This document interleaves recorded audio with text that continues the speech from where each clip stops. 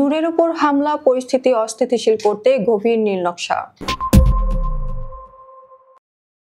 গণ অধিকার পরিষদের সভাপতি নুরুল হক নূরের উপর হামলা পরিকল্পিত নাকি আকস্মিক ঘটনা?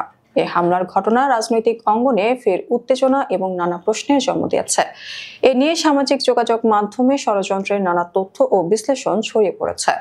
কেউ এটিকে গভীর নীলনকশার অংশ হিসেবে দেখছেন। এটি দেশে অস্থিতিশীল পরিস্থিতি তৈরির একটি সুপরিকল্পিত প্রচেষ্টা বলে তারা মনে করেন।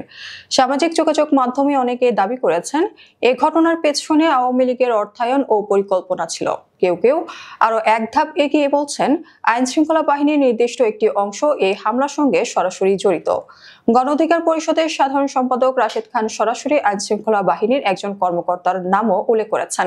তার অভিযোগ, ওই কর্মকর্তা নূরকে ফোন করে হুমকি দিয়েছিলেন জাতীয় পার্টির অফিসের সামনে দিয়ে মিছিল গেলে ভয়াবহ পরিস্থিতির মুখে পড়তে হবে। সেই হুমকি পাওয়ার পরও নূর তার কর্মী সমর্থকদের নিয়ে মিছিল করেন এবং বিকালের দিকে জাতীয় পার্টির অফিসের সামনে দুই পক্ষের মধ্যে ঢিল ছোড়াছুড়ি হয়।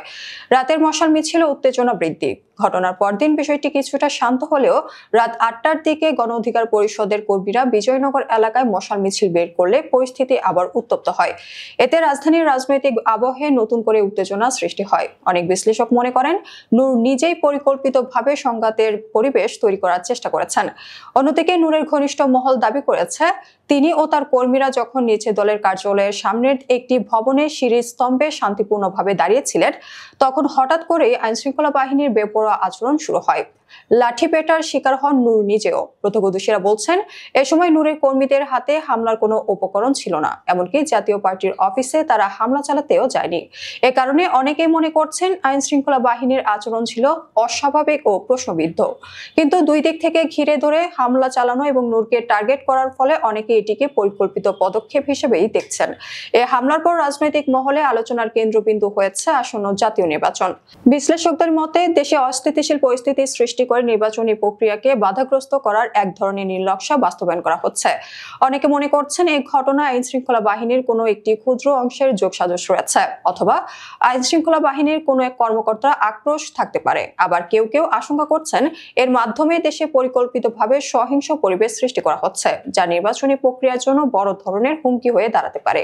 রাজনৈতিক মহলের মতে এই ঘটনা এককভাবে ঘটেনি, বরং এটি দেশের ভেতরে অস্থিতিশীল পরিস্থিতি তৈরির বৃহত্তর ষড়যন্ত্রের অংশ। ক্ষমতাচ্যুত শেখ হাসিনা দিল্লিতে অবস্থান করে আওয়ামী লীগের পুনঃপ্রতিষ্ঠার নীলনকশা আঁকছেন। সম্প্রতি তিনি এস আলম গ্রুপের চেয়ারম্যান সাইফুল আলম মাসুদের সঙ্গে বৈঠক করেন। সূত্র বলছে ওই বৈঠকে মাসুদ শেখ হাসিনাকে প্রায় ২৫০০ কোটি টাকা হস্তান্তর করেন এবং আরো ২০০০ কোটি টাকার আশ্বাস দেন।